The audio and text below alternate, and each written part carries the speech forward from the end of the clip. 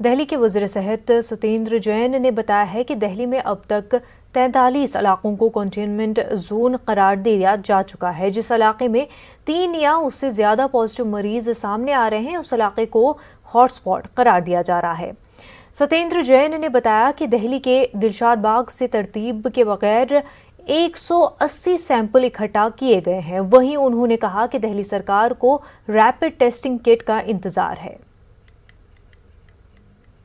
Criteria बनाया कि जहाँ पर भी 3 या 3 से ज़्यादा केस एक ही लोकेलिटी में मिलते हैं तो उसको हम हॉटस्पॉट डिक्लेयर करके वहाँ को पूरा सील करते हैं, सैनिटाइज करते हैं। घर घर हमारे हेल्थ वर्कर जाके स्क्रीनिंग करते हैं। और कल से हमने रैंडम टेस्टिंग भी स्टार्ट की है।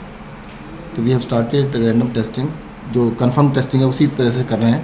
तो जैसे दिलशाद गार्डन में कल हमने 180 सैंपल्स उठाए रैंडमली, तो रैंडमली भी और उस तरह के भी जो भी आपके जो कॉन्टैक्ट लिस्ट में से भी लिए हैं और रैंडम भी लिए हैं।